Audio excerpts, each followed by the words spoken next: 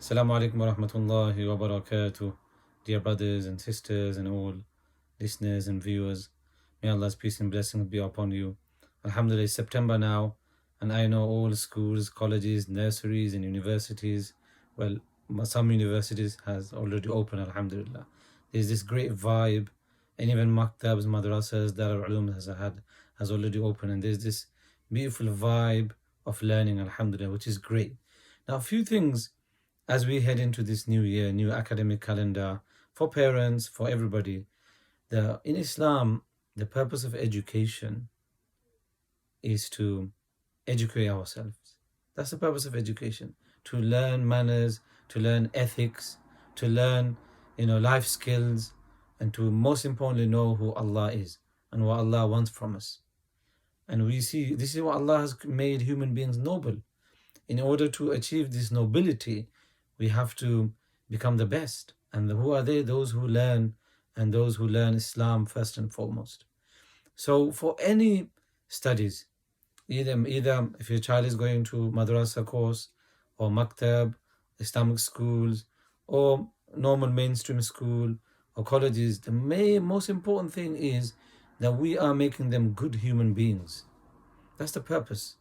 The purpose isn't to earn livelihood. That's not the first thing. The first thing is they are to learn what this life means, the purpose of this life, how to behave, getting the right attitude and the mindset.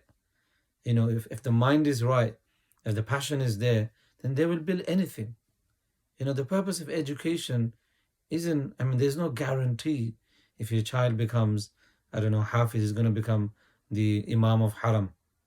Okay, and he's going to be, being paid by the Saudi government, millions of Saudi dollars.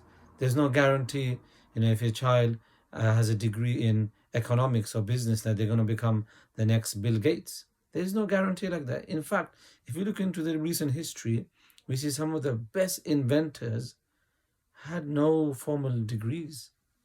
We know that.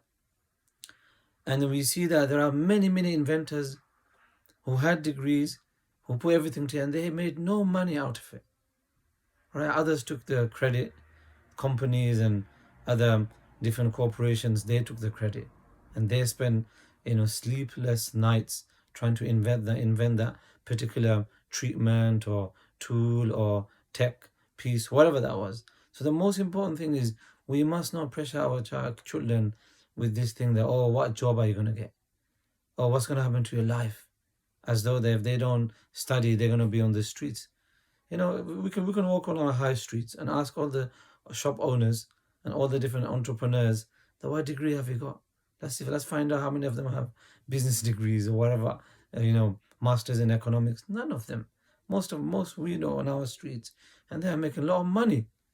Allah has given them that. So we believe, we're not saying, this is not to say they make them lazy, but the first thing is education is to learn the meaning of this life, especially Islamic education, especially for Muslims. Even if they become doctors or engineers, ethics. The purpose isn't to make money. The first purpose is to serve humanity, to make a difference, to do something good. That's what it is. And there's a reward in everything. You don't have to become imam or sheikh to do good. Somebody could be an engineer and his real focus is to improve something, some infrastructure or whatever that is. Build a bridge somewhere where nobody has ever built, to make access and, the infrastructure easy for people. Make people's lives easy. Likewise, a medic. We know great people. They volunteer whenever they get free time. They go into the jungles, they go into the flood zones, they go into all these different areas and trying to make difference. Inshallah, they'll be rewarded for that. So that's the first thing. We must not pressure them. And the other thing is, for Muslims, after school, long day, children are tired, but we see those parents and those families are serious about, dancing. They'll make sure their kids go to dance clubs after school. Likewise, those children or those parents are serious about their children having a rugby practice or cricket practice or football.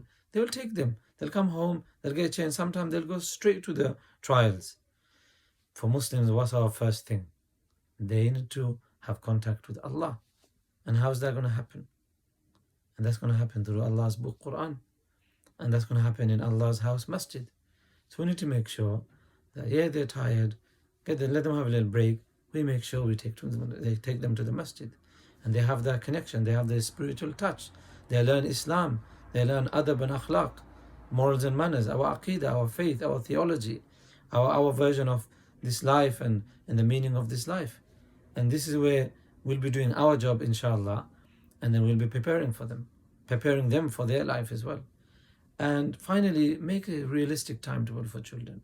Let's not overburden them or neglect them. Keep that balance. If children are struggling, give them the extra support. Be patient.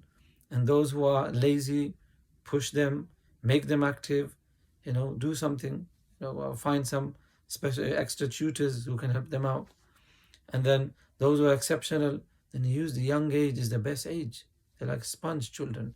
Give them the extra, everything within reasonable sort of limits.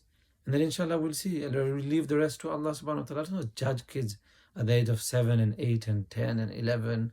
My child is 9 years old, they can't read the Quran. Okay, let them try. Make sure they carry on learning Quran. What we shouldn't do is keep on changing teachers, changing masjids. One little incident happens, go barging into school, complaining over small petty things. Kids are humans, teachers are humans, the head teacher is human, everyone's human. We all make mistakes at home, and they all make mistakes in the schools. Likewise in maktabs and madrasas. So you have to understand that. Allah give me tawfiq and make my children's education great, and all of you. Ameen. Assalamu alaikum wa rahmatullahi wa barakatuh.